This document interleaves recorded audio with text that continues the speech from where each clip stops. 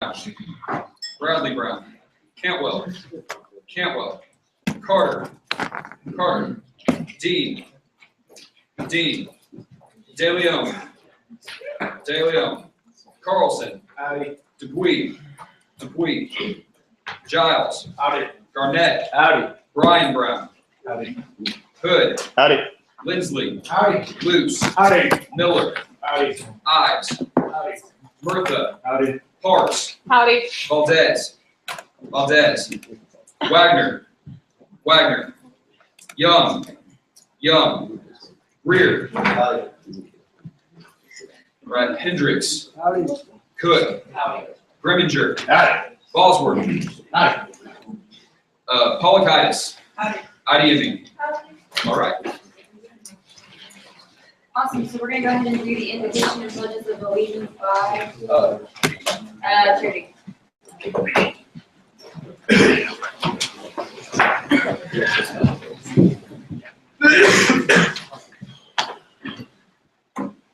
right, please bow your heads. Dear Lord, I want to thank you for tonight and the blessing it is to serve this great student body. And I pray for everyone graduating in December. Let them be guided by you with whatever endeavor they undertake. And I thank you for the blessing that it is to be a student at this great university. Let us have an efficient, effective meeting tonight. And I thank you for Student Senate. Amen. All right, so pledge allegiance To the flag of the United States of America and to the republic for which it stands, one nation, under God, indivisible, with liberty and justice for all. On the Texas flag, I pledge allegiance to thee, Texas, one state, under God, one indivisible. We will now have the mission statement read by Senator Jeffrey.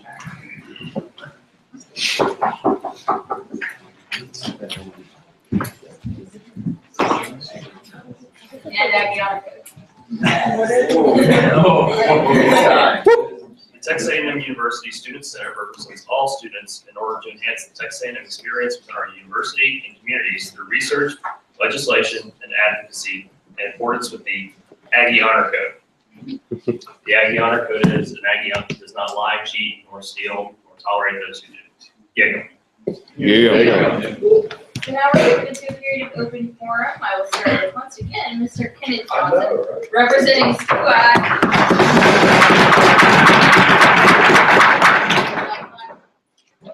Howdy. Howdy. So I liked it so much last time I decided to do it twice. I'm excited to talk to you all one more time, man, because one, it's been a great semester. So thank you guys for letting me have the opportunity to work with you for another semester. It's been my first semester as an Aggie, and definitely won't be my last, and I've had an amazing experience. I've enjoyed 98% of my time in Senate meetings. I've enjoyed 100% of my time working with you. So first and foremost, let me say I'm thankful for that, and thankful for each and every one of you. I got to talking with one of my friends a while back, and we talked about really weird things. So we're talking about Thomas Jefferson, and then we started talking about the Declaration of Independence, and we started discussing the consent of the government. And you guys operate from a unique position because you have what I hope is the consent of the government. But when we start thinking about how many people participate in elections, how many people vote, how many people you represent a group of about 56,000 students, 49,000, 56,000, depending on which groups you add or don't add. Man, that's an amazing responsibility. So my question to you would be, how many of them care about what you do today? How many of them pay attention to what you do? How many of them are engaged in the process for which you're spending a whole heck of a lot of your time and day in? I think we have an awesome responsibility and challenge as a group to engage with our constituencies, with average students, with all of those 56,000 students for whom we represent. Because without them and without their consent, without their support, we can pass resolutions. We can say what we want to say. We can stand and scream to the heights and to the heaven. But guess what? No one will care. Because if we only have 1,000, 2,000 people who vote for us in an election, maybe only 10 or 12,000 who vote in our election. Guess what that tells the administration? That there are 40,000 people who we don't represent. And that's a concern for me because I want you to be as effective as you can be. And so if you're part of liberal arts, you represent the core. How are you finding ways to engage with people in the core? How are you finding ways to engage with the problems of people who are in the biomedical sciences? How are you finding ways to interact with those people and really solve their day-to-day issues, problems, and concerns? There should not be anyone in the constituency that you represent who doesn't know you or doesn't know that you're a resource. I would be greatly concerned if there was somebody, if I'm representing environmental science, I'm representing chemistry, I'm representing whatever, I don't care. If they don't know me or at least see my picture somewhere in a building, or at least know that there's a certain time of the month that they can come together and we can have a forum to discuss whatever else that we need to discuss that's going on in liberal arts, that's a concern for me, or in the residence halls, or our off-campus constituencies. Those are the things that concern me because I know that for you all to be as effective as I know you want to be, man, you're going to need that other 40,000 students. Because if you go knock on the president's door and there are 40,000 students who are active and standing behind you, oh my God, everyone listens. But if you go knock on the door and there may be 1,000, 2,000 people, or they may be having the last meeting of the semester and you're discussing issues of great importance and this room isn't packed and brimming to the rim, people aren't going to think that they care about what you're doing, and they're not going to care about you. So I want us to be effective, so let's find ways to engage with the people that we care about. You're doing a great job. It's been a great semester, and thank you for the opportunity to be in front of you today.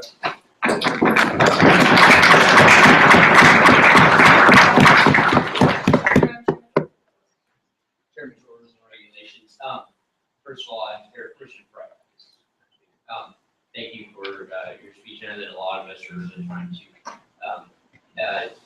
work on that front of getting our turnout up, getting our, making sure that people are able to contact us. That's one thing we've been doing with, we had some changes in bylaws where we sent out legislation to the student body. And so that's my first part. Thank you. And on a lighter note, my question is, you said you enjoyed 98% of your time in the Senate. So what was the 2% of time that you didn't? There was 2% of time where I wasn't able to get a charger for my iPad. And so I was a little bit distraught and I wasn't able to actively engage in the conversation and important discussions that you guys were having. So I was a little bit disturbed. So that was my fault. You know what I'm saying? Senator Kushner. Judge Hunter, liberal arts. Mr. Johnson, would you then classify your iPad charger as a 2%er? Yes. Are there any further questions? We good? Thank you so much. Thank you all. We'll now move on to Ms. Gracie Wood, a political science major representing development, class 2015. Hey. Woo! Hi, guys. Howdy. So, I am excited today. Brandon, Yes. Y'all have heard a little bit about what development has been doing this year, but probably not too much yet. We are very excited because this week we're launching. So, yeah, Abby's Got Talent is officially being launched in the campus-wide on Monday next week. It is February 14th. It's also the same day as Aggieland Saturday, so we're really hoping to include a lot of prospective students and their parents. It is a talent show and silent auction, so obviously getting parents involved, they're the people who spend on silent auctions, but we're hoping to have a really great lineup of judges, awesome silent auction items, and my team's been working really hard just to get this launched and ready to go. And it's going to be on social media and all of that this next week. So if you follow SGA accounts or anything like that, they'll all be there. And if you'll like them so they go up on people's news feeds or share the photos, things like that, we'd really appreciate it. If you have talented friends, we want to know. So we're excited. We've reached out to a lot of the fine arts type of organizations on campus. We've come on and talked to a bunch, extended them invitations to come to our auditions, and this will be the second week back from school, but we're looking for individual talents too. So if y'all have talented friends, peer pressure them and have them come. It's gonna be great. So I'm really excited. It's gonna help all of SGA, and we're raising money for the endowment. So we'd love to have y'all involved as much as possible because y'all are a big part of SGA. So one other thing that we are doing to keep all of SGA involved in the talent show is something we're really excited about. We have an awesome guy on Academy who's really good at videos, everything IT. He is going to be doing a lot of the transition videos for us in between acts during the show, and we're actually going to be highlighting all of the committees and branches inside of SGA. So we're going to spotlight about Senate and just the things y'all are doing, the ways that y'all are impacting campus, and so we're excited about that. A good way to get y'all involved and all the participants of the show and people coming out to the show. We'll get to know more about y'all too. So it's going to be great. So we're excited. Get going. Sir, questions of Jim Mitchell? Airport rules and regulations. So first question, what kind of items will be on sale at the live or the silent auction? And then also is the talent show limited to Aggie students? So as far as people auditioning, it's people involved in the university. So like the faculty, if you know any cool faculty members that would come audition, that'd be awesome, but it's a long shot. But anyway, it's A&M students and A&M community, I guess. So that's that. And Silent Action, we're going out, we're talking to over 200 businesses this week. So I'll keep y'all updated about some of the items. Like I said, our social media accounts, we're going to be blasting out randomly throughout the break too about our judges and some of our fun silent auction items, but we'll have different types of baskets, Aggie baskets, individual items, full signed apparel, so we'll keep y'all updated, but we'll be getting all of that official once we have obtained all the physical items. But it's going to be really awesome, and silent auction is obviously how we get a lot of the money, so we're going to have some good stuff. Thank you. Senator Flores. Senator Flores, NORSA. You obviously mentioned people involved with the university. Would alumni feel into that category? If they want to audition, I guess. So with involving IMS Saturday, we're going to try to broadcast the fact that there is a talent show out to the community too for them to come. And if they're former students that want to audition, I'm good with that. But we'll mostly, obviously, we'll be sending out the audition link. Oh, the audition link, I'm opening it next week. So a lot of groups have already said they're coming to audition, but we're going to open it next week. It's going to be open over the whole break to give people time to think about it, practice. I know some of the guys on exec are upping their dance moves over the break, so we'll see how that goes. But people involved in the university, we want it to be very well represented about SGA, but we want it to reach as many aspects of campus as possible because SGA is important and we want to showcase that to everyone. So. Senator French. Good on that. Senator Roby. Maybe call some signs. You said there were going to be some high-powered judges. Are we talking like Justin Bieber level power? Are we talking like? You know, he was first on my list, but I think his recent altercations would not be very good for us. So probably aim maybe like Class B instead of Like that. Yeah. I got a question. Have you talked to Mr. Reginald Stuckey, the sociology department, the rep? Oh my gosh, I'm going to email him 2 seconds after I get this. That was awesome. Any other questions? Senator Earhart and Jerry, just 2 questions real quick. Will tickets be sold and how much? And secondly, where will the event be held? The event's going to be in Rudder Auditorium. Like I said, it's going to be the night of February 14th. Tickets are going to be $5. They're going to be sold through the box office. I do think it'll probably be like $7 if you buy them at the event on the day of. But we'll be doing, we're going to PR this all the way. So it's going to be, we're going to be selling tickets at locations to the week of in the MSC and Wayner and places like that. So tickets will be very accessible online or that way. Senator Flores. Senator Flores, NORSA. Following Madam Speaker, will you consider contacting Dr. Pennington in the chemistry department for the chemistry roadshow? Industry Roadshow? Yes. Yes, I would. Literally, y'all, if y'all have cool organizations or just people that you know of, I've emailed like hundreds, and I just have, it's just great. I really love emails. So I'm gonna email them. So send me who is the name, okay? Any other questions? I have a point of parliamentary procedures. Sure. Chairman Rosary, is just how much time has elapsed, because it's only a 2-minute period for question and She answer. literally has consent. Okay. So with 2 seconds remaining, are there any other questions? Amen. Thanks so much. All right, next we have Ms. Kristen Drake representing the GPSC.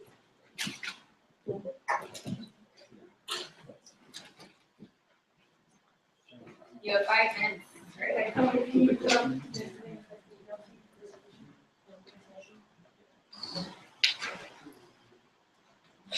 Hi, my name is Kristen Drake, and as Madam Speaker said, I'm liaison to this body from the Graduate Professional Student Council. And in response to the presentation that was given at last meeting and the bill that's being proposed tonight for the Texas A&M Personal Protection Bill, our body has voted on a resolution establishing our position on this bill that we thought we should share with you guys tonight. So I'm just gonna basically read the resolution to you and then allow for questions. So a resolution against the Texas A&M Personal Protection Bill. Whereas the Graduate and Professional Student Council exists to govern and to serve as the voice of all graduate and professional students at A&M University. Whereas the presentation of the bill to the Student Senate includes information from several sources that are both biased and unscientific in nature, as well as information that misrepresents the data from the cited sources.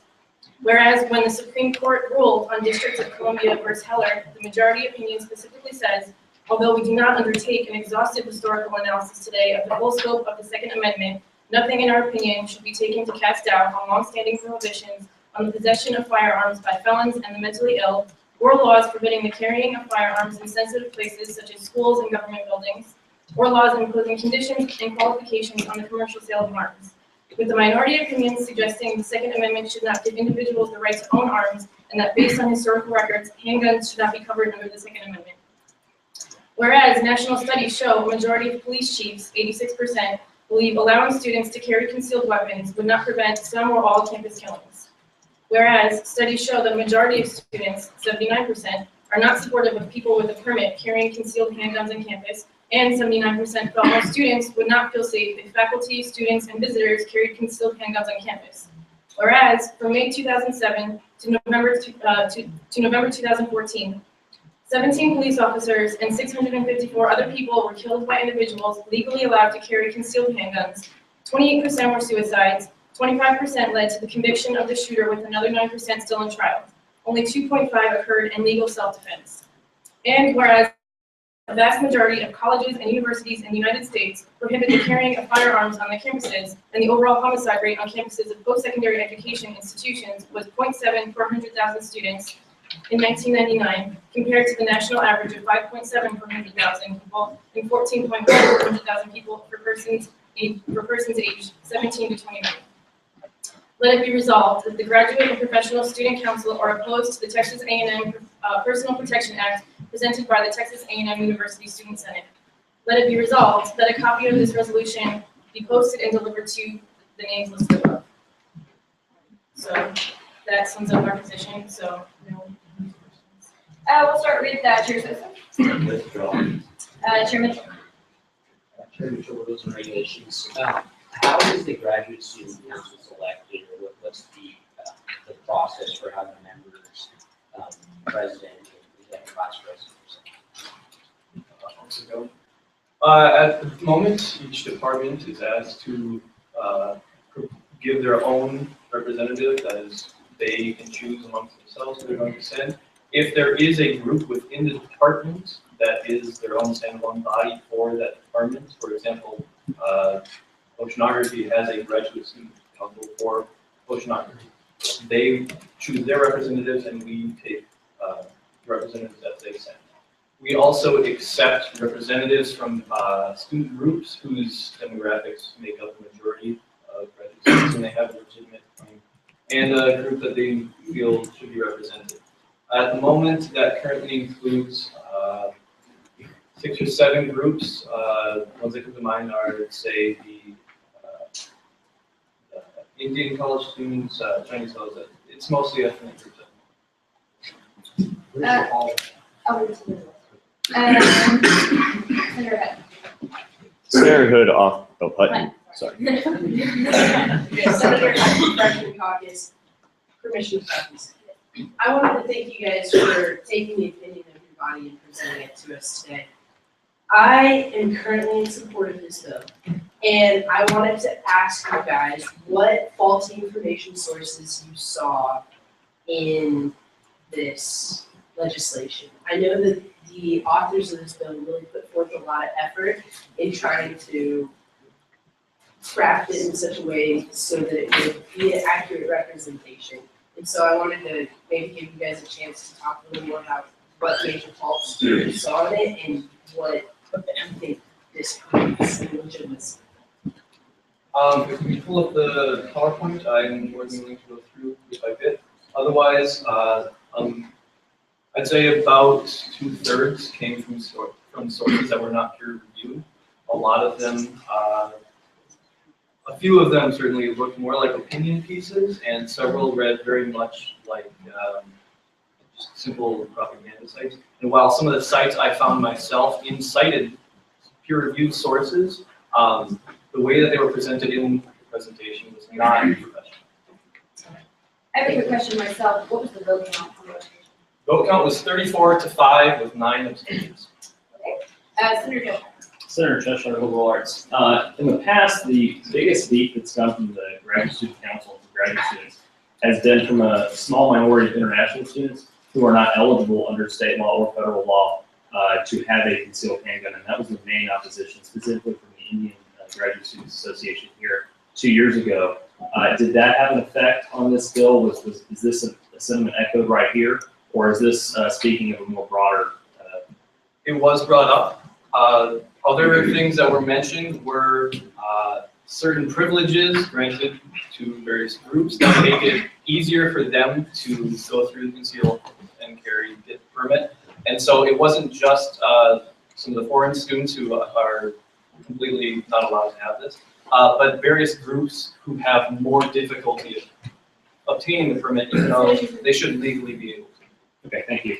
All right, with that, the period of question and answer has now expired. So thank you guys so much for coming.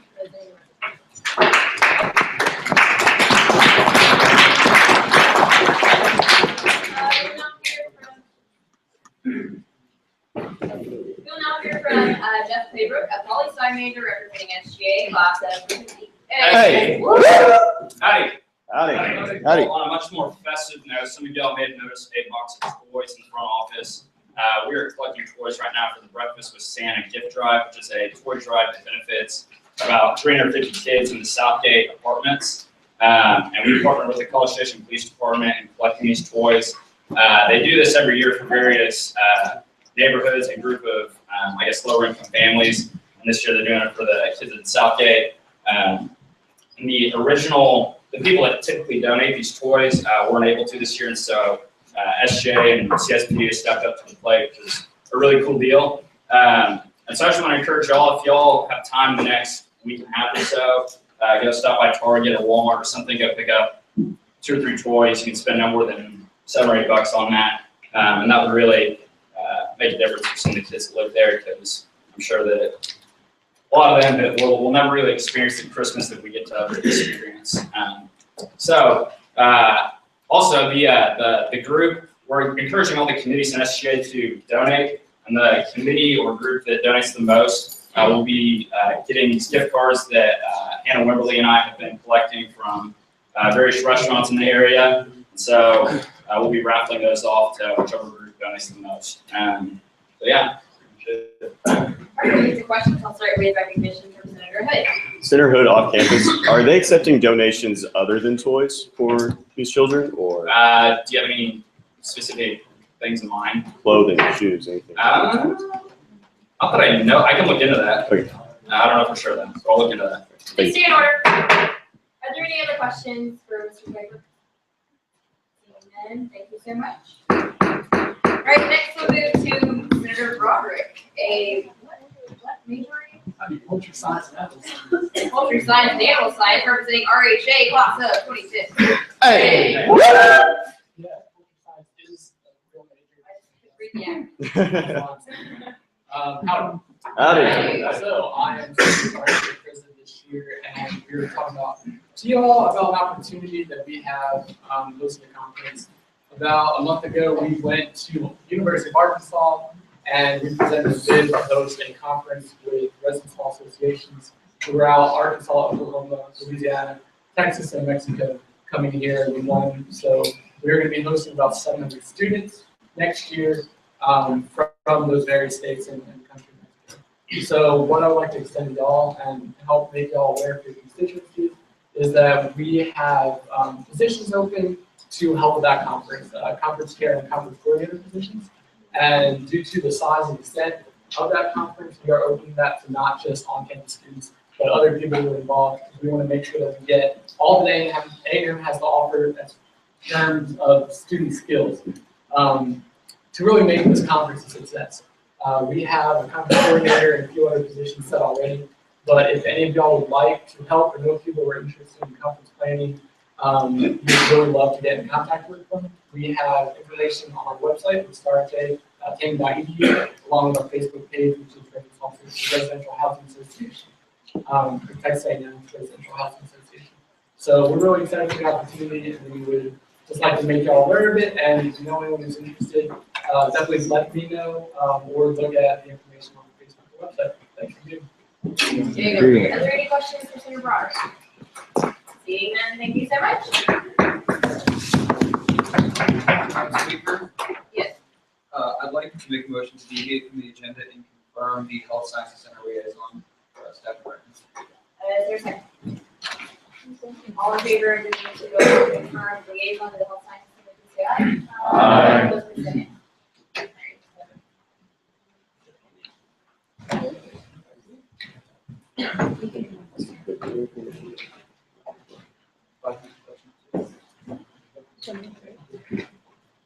You'll have 10 minutes starting now.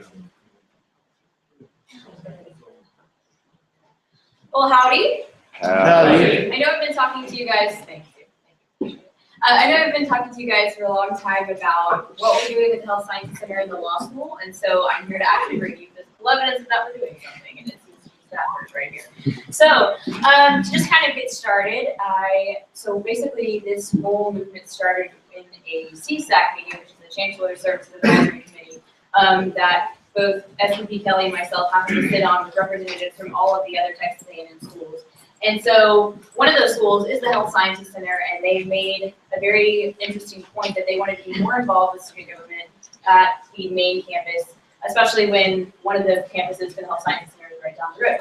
And so this is one of the representatives from the Student Government Association at the Health Sciences Center, and I think he's a really good pick. I happen to talk a lot with some of the representatives on CSAC, and they've definitely talked up this Mr. Stafford as well as Ms. Gale, who can't be here tonight, but she'll be confirmed another date, about how well qualified they are for the position, and I'm going to give him a few minutes to just talk about himself and kind of why doing this liaison position. Thank you very much. Howdy. Howdy. My name is Stafford Brantley, like she said, and I'm a second-year master's student at the School of Public Health, way out West Campus. And so, yeah, like she said, it's an exciting time for the Health Science Center, especially since we're new back under the A&M umbrella, and really looking forward to these two liaison positions. And I was a secretary last year with our HSC SGA, and this year, as soon as I heard about this position, I knew this is what I wanted to be a part of. I wanted to be more on main campus and get to see what was going on and hear what y'all were doing from y'all's point of view. And yeah, so.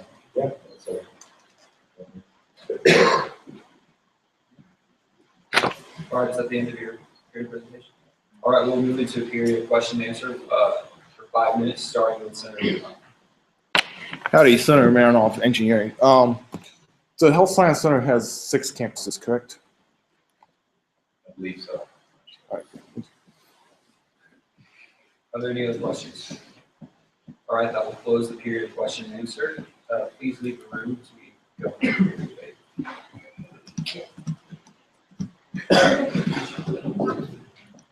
Okay, is there any debate against? All right, since there is no debate against, I'll deem debate one-sided, we'll move into peer voting. Chair Mitchell, it's a voice vote automatically, right? Yes. Okay, so all those in favor in confirming the Health Sciences Center liaison, Stafford Brantley, please say aye. Aye. All opposed? All right, that clearly passes. Please bring it back.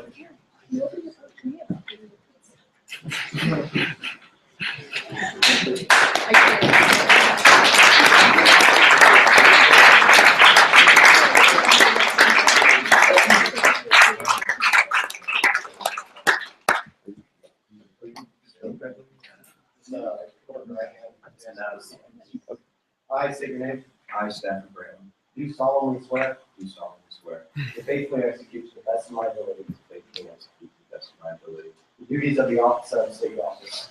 The duties of the office of HSC liaison. To the Texas A&M University Student Government Association. To the Texas A&M Student Government Association. To uphold the honor of the same. To uphold the honor of the same. At all times to protect the welfare of the student body. At all times to protect the welfare of the student body. And to promote good relations between the students. And to promote good relations between the students. And those concerned with the university. And those concerned with the university. Congratulations.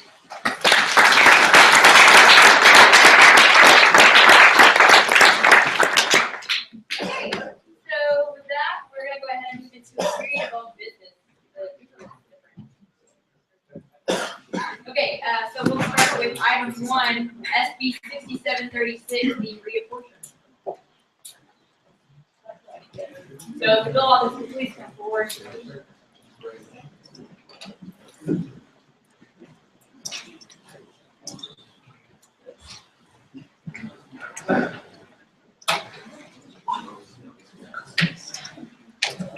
Speaker, point of personal preference. Yes.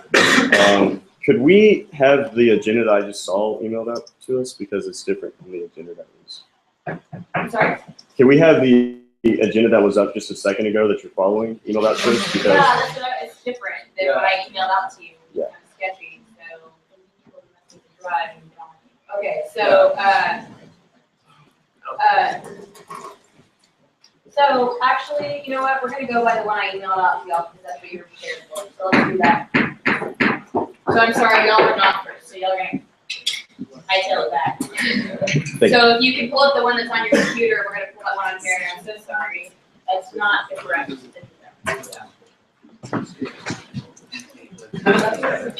That was actually, hey, that was actually a call for the orders today because that's the correct agenda. Okay, that's All right, yeah, totally different order. Okay, so we're gonna start with SB 6748, to beat the hell out of TBD faculty. I typed this in the first time, I forgot the TBD, and it sort of sent me the hell out of faculty. Really bad, so, good. Howdy, Senate. All right, let's do an order. Howdy. In the gallery. Let's pull in really change much on Hey, please stay in order. It didn't really change much in committee. For those of you who weren't here at the last meeting, which you should have been because that's your job. This bill basically asks that the registrar's office set a deadline for departments to submit faculty names before the start of peer registration. All right, we'll start with questions from Chair Calder. Chair Calder, did you speak to any of the department heads or a number of faculty from different colleges about why it is? I've spoken with several associate registrars, and they say that there's currently no deadline set in the rules for departments to follow. And the registrar cannot set the deadline. It has to be the president or the chancellor. All right, we'll move to Senator Bosworth. Senator Bosworth, Geoscience. Permission preface. I've talked to a couple of constituents that are they're graduate students of geoscience. They're TAs and things like that. And a lot of the TAs, they know they're going to be TAs, but they don't know what sections that they're going to be teaching when they get there until literally a week before school starts. So will this bill technically force these faculty members to automatically put TAs in classes at that deadline? No, the school does not consider TAs, it just considers, actual faculty members who we consider instructors for the course, even if they're not actually teachers. All right, we will next move to Chair Pellegrini. Shareholder CR, when you were speaking to the registrar, was there a specific reason why, that professors and departments, weren't able to give the names? Like, is there a reason why other than that? No, there's no other reason besides. All right, Senator Lerman. Senator Lerman, Education and Community Development. Permission to preface? Okay, so I know that like a lot of hirings and firings happen like sometimes right before the semester, so I know that can be a reason why they like leave the TBD. So is there gonna be like a clause or something that allows them to have like special circumstances for that, like for the deadline? Or is it like just one? That's a good idea.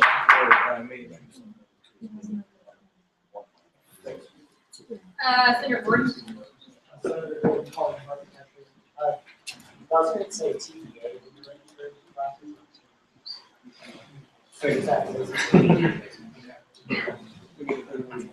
Senator Flores. Withdrawn. Senator Hutton. Senator Hutton, freshman caucus.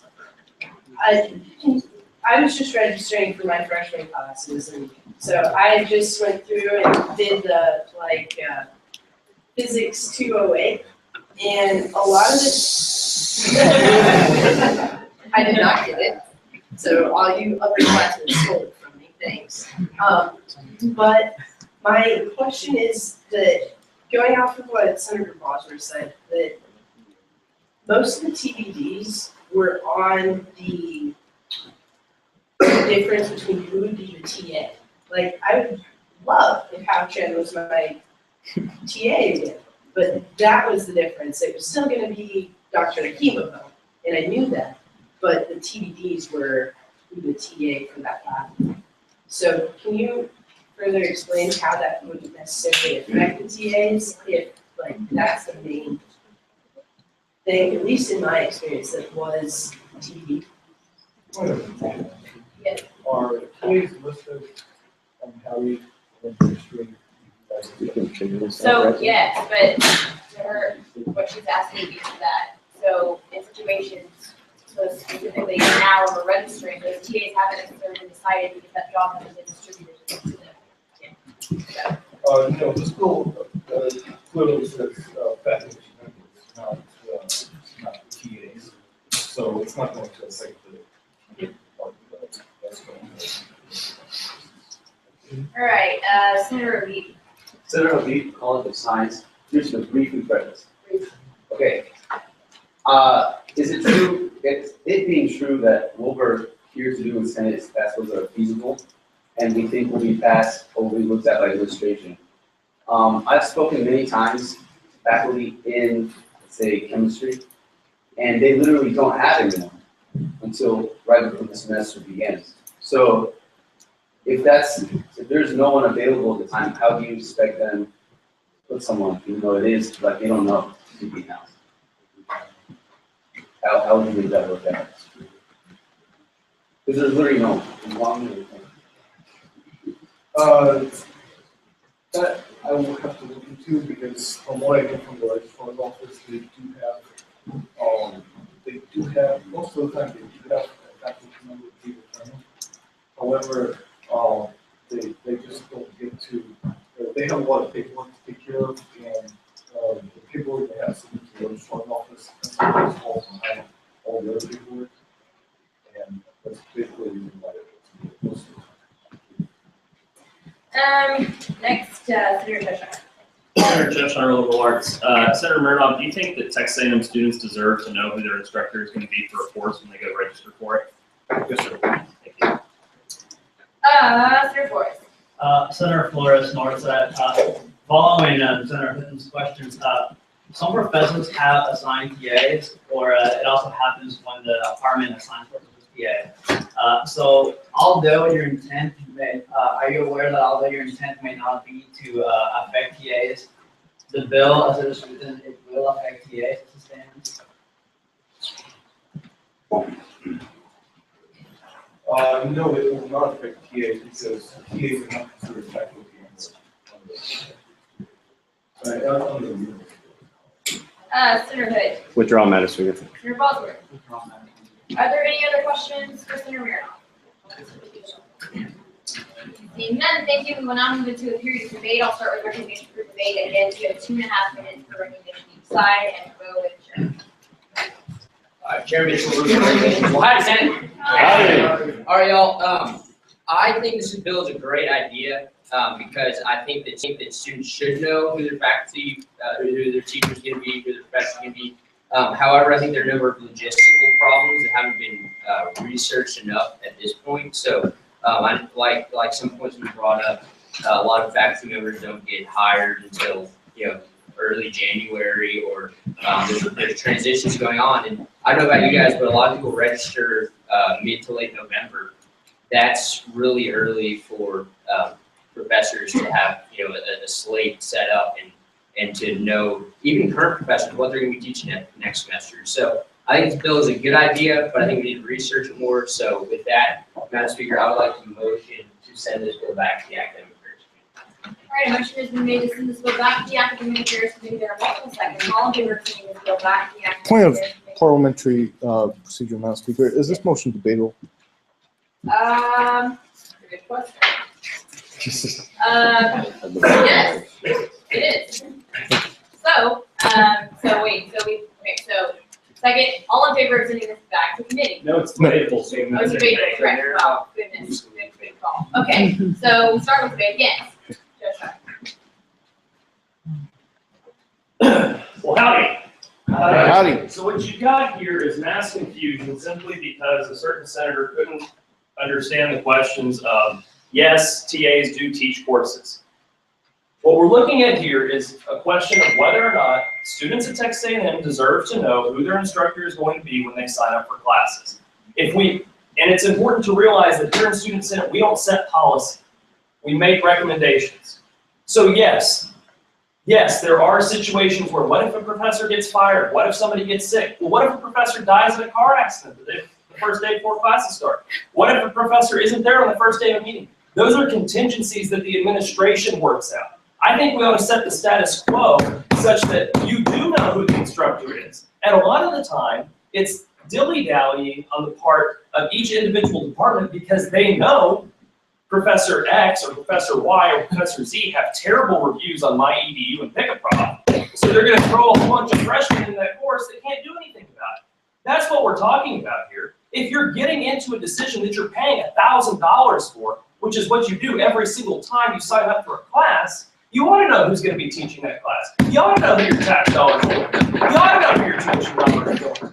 And simply because Senator Meredith can't understand the question about TAs teaching courses isn't a reason that we have to send this back to committee. That's utterly ridiculous.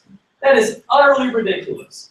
If you think students deserve to know who's going to be teaching their classes at the time of registration, and you think that's a reasonable goal for 95% of classes that aren't firing teachers, that aren't looking to hire TAs, then you ought to pass this bill and not dilly-dally and throw this back into committee. Otherwise, if you load it up with so many contingencies of what if a professor gets sick? What if a professor gets married and moves off? What if a professor gets hired? What if a TA gets hired? What if it's raining on Tuesday? And this bill's going to be 30 pages long. That's entirely ridiculous. And I yield to, are you on my team? Madam Speaker, how much time? How much time? You have 20 seconds. Really quick, I'm just going to stand here so I have a little bit more time. I actually oppose this bill for a slightly different reason. I think that it's not a bill that's feasible, even if we're to go to committee and come back. I say we kill it tonight and vote for it on tonight and kill it here now. So. Okay, so now we're going to move to that time's expired. All right, so we're going to move to debate or sending it back to committee. I'll start with Chair. Chair Mitchell, well, hi, Senate. I found the previous debate quite comical, and I'm going to say that we need to pass well-researched legislation. We need to know when a lot of teachers are fired, when a lot of teachers are hired, when what process professors go through to determine what sections they're teaching next year. There are all kinds of things that we need to determine, we need to research. I think that the bill, I disagree with one of the arguments made. I do think this bill has potential. There might be some cleaning up to do in this area. I don't think it's blatantly needs a big bill like this covering every single TBD on Howdy. So with that, Madam Speaker, I motion to previous question. The motion to previous question has been made. There are a couple of seconds. All in favor of moving previous question on the debate to move this back to committee, please say aye. Aye. Opposed, please say nay. Nay. Division. Good call. So all in favor of moving the previous question, please stand.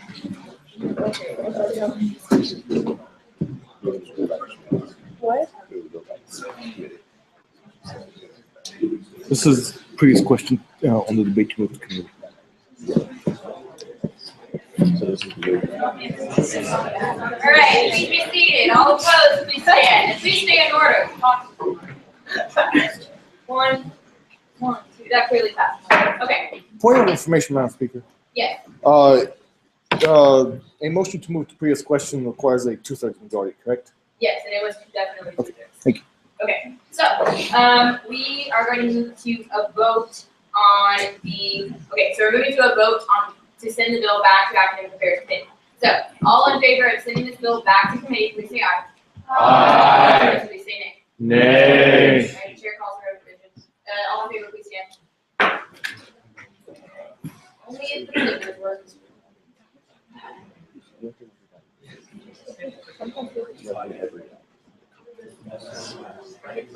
right, please be seated.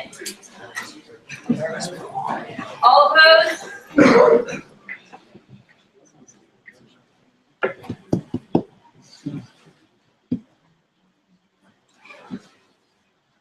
All right, that fails.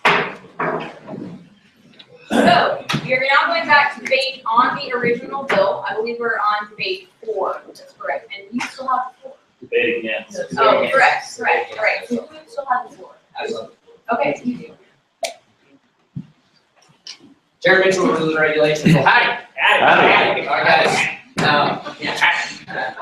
So, obviously, I talked about a number of reasons that I voted this bill. I don't think it's worth our time to sit here and amend it for 20 minutes. And with that, I will yield to Senator Flores. Senator Flores, Northside. Well, I don't know if y'all know this, but I'm actually a TA for the math department. And I can tell you right now, something like this is not feasible, just because we get our professors assigned to us like very short time period before the semester starts. And also, I know in the math department what they do is first they want to make sure that the professors are qualified to teach the upper levels, and then the ones that are pretty much kind of like the leftovers kind of like get down sent to the freshmen, just because, let's face it, if you got a PhD in mathematics, you're more than capable to teach calculus 1 to 3. So they want to make sure that whoever's qualified to teach advanced classes are able to do so properly. So I can say that this is not feasible. And with that, I would yield to Senator Feller. Chair Feller, CR. So, I like the idea of this bill inherently. However, one of our jobs as Senate is to research. This is not research. The fact that the title of the bill is wrong with TBD and not TBA shows how badly researched it is. Are some classes listed with the instructor as TBD on Howdy? Yes. Thank you. Anyways, point out they are. It's poorly researched, and just because the senator says that yes, like TAs won't be affected, and this isn't going to affect such and such aspect, doesn't mean it won't. It's going to affect the way departments run. I've worked for a department before, and I know it is difficult sometimes to get professors because of research, because of other factors. And as a senator, I want to pass feasible bills that reflect well-researched ideas and something that we can truly advocate for. And so with that, I yield to Senator Hogan. We got 20 seconds. Senator of Political Science, I want to encourage you guys to think not so much with your emotions, but think with logic. Because Carrie blows my mind with emotions. It's so fantastic. But to be feasible, we want to pass bills that are doable. The administration will look at and say, okay, this is reasonable. And I want them to take a little extra time to find me a better chemistry teacher. If that's an extra 3 weeks. So maybe it's not so bad for them to go TBA. And with that, my time is up.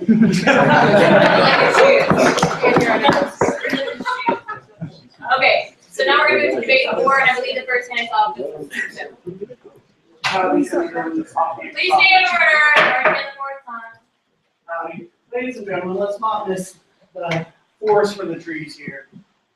What we have here is a question of whether or not you agree that you should be able to see who your professor is when you sign up for the course. There are plenty of hits in life. If you've ever seen the MetLife commercial, you know there's plenty of things. So there's a whole lot of details that need to be worked out. We passed the bill a few weeks ago saying that we wanted a student representative on the city council without knowing exactly how that person was going to be, selected for the position. That happens in multiple bills. So it's just a question of whether or not you want to be able to see your professors. And maybe it won't work out this semester. Maybe we'll say, this is a great goal that we want to work towards. Can't do this next semester. We'll work towards it next semester. We'll push it back a few more weeks to decide who the professors are. With that, I yield to Senator Cheshire. You want some logic? I'll give you some logic. How many of y'all would accept if on the menu listed online for visa, or even when you walked in, it said, to be determined? No. How many of you would accept if your student fees, it wouldn't say to be determined? We've got guaranteed tuition here for 4 years, as thanks to the Texas legislature, which I'm not too thrilled about. But students deserve to know what they're getting into. Students deserve to know who's going to be teaching their class. And just like with Sabisa, well, what if they don't get enough refried beans in on Monday to have Taco Tuesday? Man, that'd be a huge travesty. They won't be able to publish their menu online. No, they can still do that. They can still plan and have contingencies. If you're telling me a tier 1 research institution that's in the top 100 by US News and World Report can't manage to publish who the TA is going to be or who the professor is going to be online, you're crazy. We can build nuclear bombs here. We have a nuclear reactor, but we can't publish who the TA is going to be. And in regard to Senator Flores' point, I think it would be better if TAs knew by Thanksgiving what their schedule was going to be for the next semester. If they knew, oh, well, I'm going to be the SI leader for the session of 9:35 to 10:50, Tuesday, Thursday. I think that would make their planning a whole lot easier. I think it would make students planning a lot easier, faculty's planning a lot easier, and TAs planning a whole lot easier. I fail to see the negative for the students of Texas A&M or our campus community in this bill. I fail to see one single one other than, well, maybe it's not feasible in 100% of circumstances.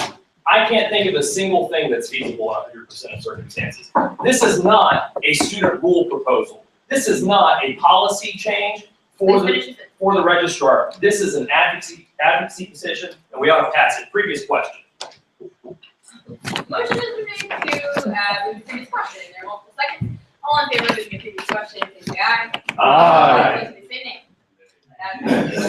All right, so we're going to vote on this bill. All in favor of passing. I don't have the correct agenda. The beat the hell out of TBD faculty bill, please say aye. Aye. All opposed, please say nay. Nay. The chair calls for a division. Ayes, please stand. All right. 1, 2, 3, 4, 5. No. No, Speaker, I would have been it. I would have been it. All right. All opposed, please stand. Please stop talking. I'm a little hard going up.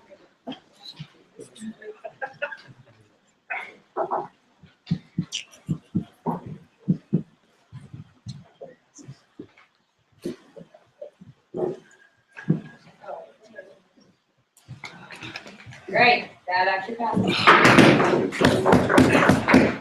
32. My margin of 8. All right. What information? So we're, yes. Madam Speaker, is there any way to retroactively change the name of the bill? No. At this juncture. Thank you. That would be fine. Any procedure with a predecessor CA, Yes. would a motion to amend something previously adopted the dollar change for the title of the bill? And this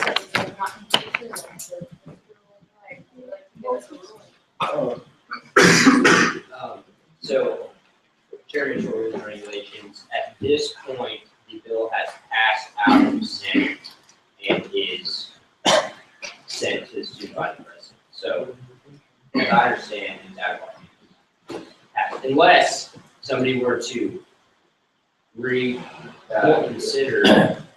Point of order, Madam Speaker, Cheshire Liberal Arts. Two things could happen to this bill. You could motion to amend something previously adopted. However, that would have to be done during open session. Alternatively, you could also move to reconsider this bill, which would open it up, if we did, bring it back for debate, and we could go over it and amend it then. Both of those would have to be done during open session. Okay, so now that we got that in our heads, Point of order, Madam Speaker. yes. Additionally, a motion to reconsider can only be moved by somebody who voted for the bill, not against it. Okay, we will deal with that when we get to it. Yes. Point of order, Madam Speaker, I would mean that once something has been passed by the Senate, it cannot be amended unless it's reconsidered. Okay, well, these are the rules right there. All right, so we are going to go ahead and move on to the next bill, which is the SB 6738, the Lone Star Showdown Revival Act. The bill authors, please come forward. So we can get this show on the road. As long as we.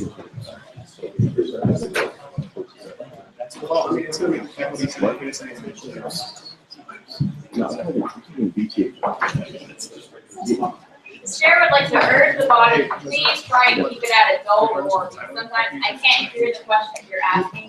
Maybe that's because I listen to the music in my car way too loud, but it could be that you're talking too loud. So. Howdy. Howdy. Basically, all we changed in committee, sorry, we took out a warehouse too, which was, just as Mike brought up to me, that was the problem last year for their LR team. So we just went ahead and figured it out. Other than that, I think everything was the same. We just and basically that's it. We kicked the Texas butt in the TV ranking for first day. People like that. With that, any questions? All right, so we are going to start with regulations from Senator Marinoff. Howdy, Senator Marinoff, Engineering. Have you discussed this bill with the Director of the Athletics Department? I have not. Okay, thank you. Are there any further questions for Chair Springer and the bill Senator Cheshire? Cheshire Liberal Arts. Chair Springer, do you believe that the Texas A&M football team could deserve another half bye week by playing a small liberal arts school also? I think that'd be just fine. Are there any other questions for the bill? Seeing none, thank you. We'll now move into a period of debate. I'll start with recognition for debate against this bill. Is there any debate against? Seeing none, debate is one-sided. We'll move into a period of voting. All in favor of passing the Lone Star Showdown Revival Act, please say aye. Aye. So almost read ass unanimously, but that's not. Okay, so next we are going to move on to, I believe, the Personal Protection Act. If the bill presenters could please come forward, y'all have 10 minutes starting at 5 minutes of question and answer. All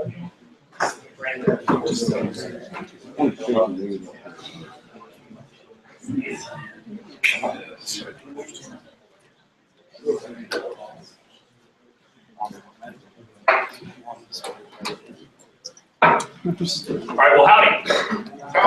The first thing I'm going to do is walk you through the changes that were made to this bill, and I'll address some of the open forum concerns that were brought up before you today. So the first change is whereas 7, which was struck. It says the value, you can read it for yourselves, are allowed to carry one on campus grounds, but must disarm prior to entering a building belonging to the university. That is true, but it is confusing. So the way it currently works with state law is that you cannot carry in buildings or university grounds where student organization activities or other officially sponsored events are occurring. So what that means to me is that you can can carry, for example, through Academic Plaza and through Spence Park. However, if the Corps is doing PT in Spence Park, then you cannot. We thought that it would be just best to eliminate any gray area in this bill, so we took that part out. In committee, if you scroll down, please.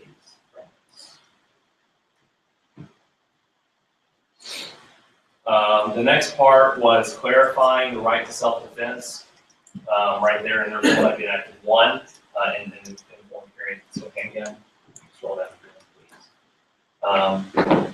And the last part, we're just, we'll send out a copy of the faculty senate. I'm sure that they're well aware. And that this was amending chapter 904 of the code. And those changes there were basically a codification of the upper step. If you'd like to find that out, we don't drive.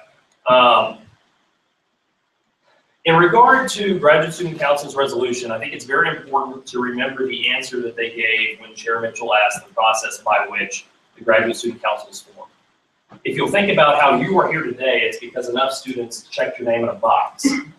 Graduate Student Council is formed because enough department heads, professors, and other members chose them, or the Student Graduate Engineering Council picked them, or the Student Oceanography and Graduate Engineering Council picked them.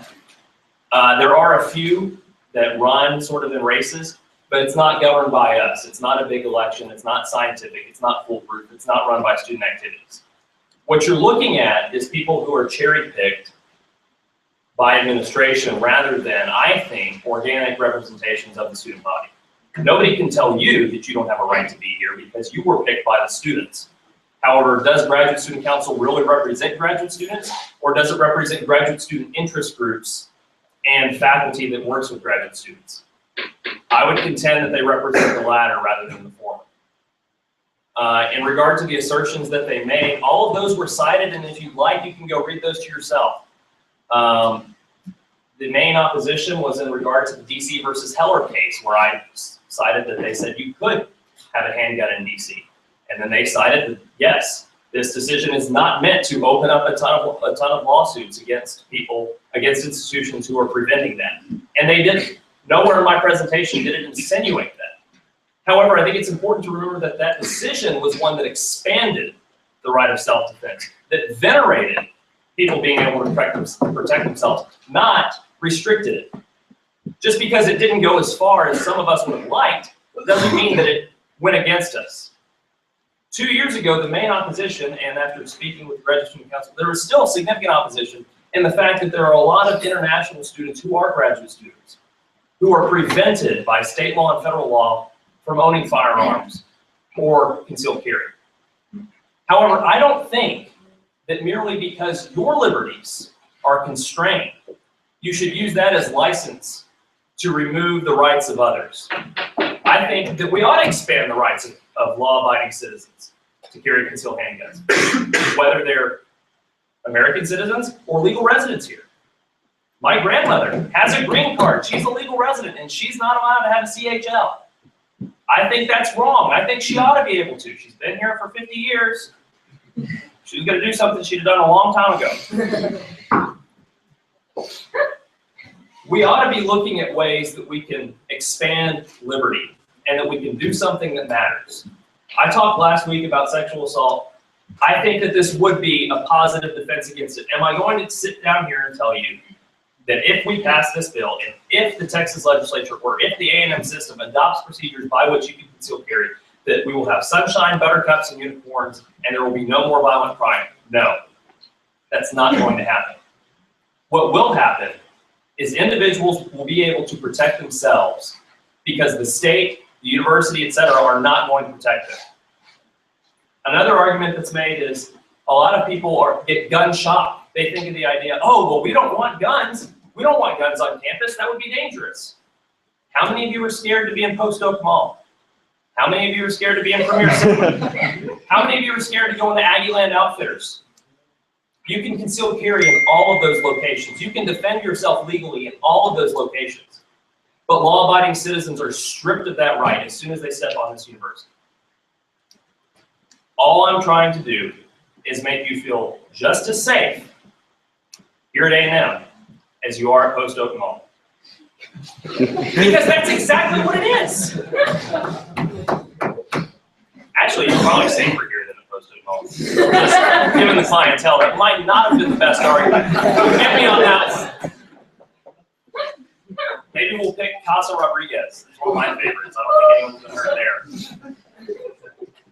But if anyone has questions, I would love to answer them. I think that, you know, the more that light only illuminates truth. And I think this is the truthful and right position. The people standing here think that as well. And if you have a question, ask it. But I don't think we should be dissuaded by what the faculty thinks and what the pseudo-faculty committee thinks or what police officers think. Because you know what?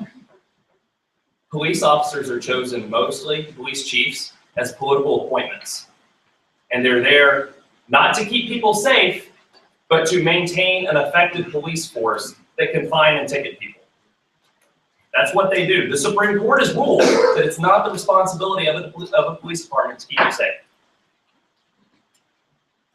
So with that, if there's any other things that anyone would like to add in this presentation, we'll entertain that. Otherwise, I would be thrilled to answer your questions. Do you have anything to add? Oh, I'd also like to add, I have talked to people about this. I know that always comes up. Who did you talk to?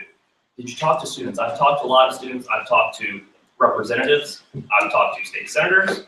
I've talked to even the current governor, well, governor-elect. I've talked to the SVP. I've talked to the EVP. In none of those circumstances did I encounter hard opposition. In none of those circumstances did I encounter, get out of here, Terry, that's crazy talking. There's no way we're doing that. In every single one of those conversations, I either encountered a, hey, I'm all for it, or that sounds like a good idea, or, you know, I'm really not sure, but I'd like to learn more. But in none of those cases did I get a hard no. In none of those cases did I even get I'm leaning no. That's what concealed carry is. You wouldn't know if somebody's illegally concealed carrying English food right now. Anyway. So this is not gonna. No, I'm not. Danger, Will Robinson. Anyway, the point with concealed carry is if you're doing it right, nobody knows you're doing it. In fact, it's a violation of state law if you're concealed carrying and somebody sees your weapon. That's a violation of state law. And with that, I'll yield presentation. All right, so we got a long list of questions. So we'll start with Senator Bosworth. Senator Bosworth, Geoscience, Permission and Purpose. Briefly. I'm out of state, and I don't know really a lot about the Texas state laws and how to do a concealed carry. I was wondering, for students at our state, are we allowed to apply for a Texas concealed carry, or are we allowed to bring our own concealed carry license from our home state and be able to use that here? Right. So the way that Texas A&M or not Texas A&M, the way that Texas CHL works is that if you are a Texas resident and you are a U.S. citizen, then it's my understanding you can apply and go through the process to receive a Texas concealed handgun license. Texas, however, does also have reciprocity agreements with, I want to say 48 of the 50 states. I'm not exactly sure. And to where they will honor a concealed handgun license offered by that state. However, each state mandates that you have to be a citizen or resident, so it's not like I could go get licensed online in Arizona and then carry it here. There's no online licensing. They're all very similar to what we have, and if you could maybe tell me what state you're from and a cough to answer your question. That you'll have to be with me. Yes, that would be legal. You can still carry it within the bottom permit. All right, so Senator Hitt. Withdrawn, Madam Speaker. Senator Grimminger. Grimminger from Geoscience. Just the question is, allowed to be carried on campus, but what about dorm rooms? Is that?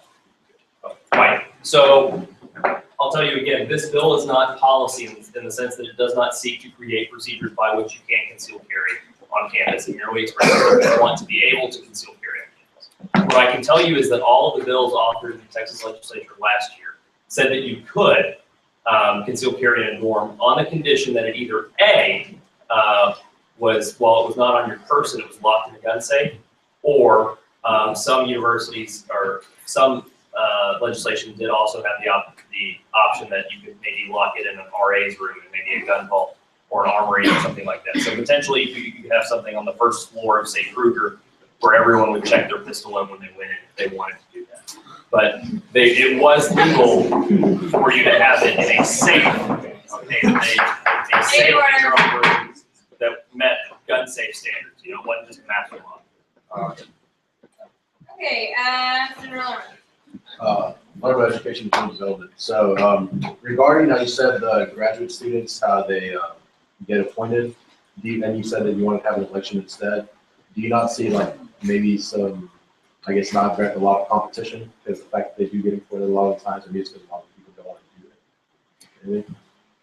No, I think a lot of the time they get appointed because that's the system that the infrastructure runs through. The Graduate Student Council isn't as old as the A&M Student Senate is. And really what they do a lot more than talk about campus issues is they talk about specifically issues that relate to grad students. So in regard to tenure track, PhD requirements, things like that. If you remember last year, the main thing proposed by the President, Brittany Bounds, was a Graduate Student Bill of Rights that talked about things about teaching hours and accessibility and not to be sarcastic, but specifically the thing that Senator Marov brought up earlier today, to be able to know what classes they're teaching higher in advance. So since that's their main focus, and because I'm not a graduate student, I don't think it's really my place to tell them how they should be elected or how that their method of selection is wrong. I will say that it is wrong for solving democratic issues that we're trying to solve here. I don't think it's necessarily conducive to solving campus issues and indicative of the graduate student body as a whole. If that answers the question. Chair Walters. Chair Walters, Rhino Caucus. My question is regarding your comment on the Supreme Court ruling that police departments are not there to protect you, but are there to side and make money. Could you source that for me? I would have to go if I could clarify, my cite was merely that the police do not have an obligation for your personal protection. They have an obligation for a community sense of security. My other comment was in regard to that they exist to ticket and to fine and things like that, was my personal conjecture, and if I merged the two or confused you, I'm very sorry about that. But in no way was my intention to say that that was part of the Supreme Court decision. Honestly, I also think that there is a case that we need to call into our recollection, and it happened in Washington, D.C., and it took an extensive amount of time for the police department to respond to a crime that had been committed in that community. And the issue is that the women who were violated in that crime were kind of suing the government, saying, why didn't the police come? Why didn't they respond? Why didn't they help us? And the Supreme Court ruled that it wasn't their job to protect them, but it was their job to keep order and enforce the laws. And so they weren't at fault when they didn't respond fast enough and those women were hurt. So that, I think that might be the Supreme Court case you were talking about, but. All right, so we're gonna move to Senator Dean. Senator Dean off campus. Why not pull the students and have a referendum? I don't think, we did do it in the past, we did it a long time ago. We also passed this by a 3/4 margin 2 years ago. Why don't we just do that again? Senator Lambert. Senator Lambert Engineering, what was UPD's stance on this? UPD was against this the last time that I talked to them. Now, to clarify, that was 2 years ago under a different police chief. When Chief Mike Reagan was in the hiring process, I did talk to him about this, and he gave me a very political non-answer. I would assume that they are against this. It's the stance of most university police departments to be against this, merely because they think it's more of a liability concern for them. However, I don't think that students being safe is something that university police departments should decide. I think it's something that students should be able to be empowered and decide for themselves. 10 seconds remaining in question and answer, Senator Flores. Senator Flores, Northside, you mentioned that you spoke to many people. Do you specifically speak to any people that actually lived on campus that won't have to deal with this 24/7? Yes. Okay. So with 8 seconds remaining in question and answer, I'll move to Chair Dean. Chair Dean Finance. I was curious to see how many professors in particular you asked. talking about this bill. If memory serves, I've talked to between 10 and 20. With 5 seconds remaining in question and answer, Senator Reed. Senator Reed, so would you be for us carrying AK-47s out and open on campus? Would that be okay with you? Open area on campus? Or does it end with? This bill has nothing to do with open carry on campus. This bill merely has to do with concealed carry on campus. I don't think people walking around with AK-47s is conducive to the learning environment. That's my personal belief, and I'll leave it at that. All right, so that ends the period of question and answers. So I think you guys go ahead and move on to the period of debate. All right, I will start with recognition for debate against, and we'll start with Senator Brown. Senator Brown off campus. I have an amendment. You have an amendment. Okay, can you please tell us your amendment and your, well, actually tell us you. To be added as a sponsor. All right, is there a second? Sponsor. All right, you can come forward and give us a brief presentation. When you're done, we'll continue on. Okay.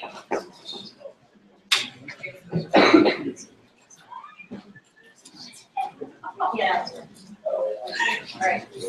Yeah. I'd like to be added to this bill. All right. Is there any debate for this amendment? Is there any debate for this amendment? Senator Buren. I think that would be wonderful. All right. Is there any, I guess if you're yielding your time, is there any debate against? Yes. Senator Henderson. Motion to previous question. Motion to previous question has been made. Is there a second? All in favor of moving the previous question, please say aye. Aye. All opposed, please say nay. That passes. You're good for a roll call vote. Motion for a roll call vote. Has been made. Please stay in order. Is this on the amendment or on the bill? On the amendment. I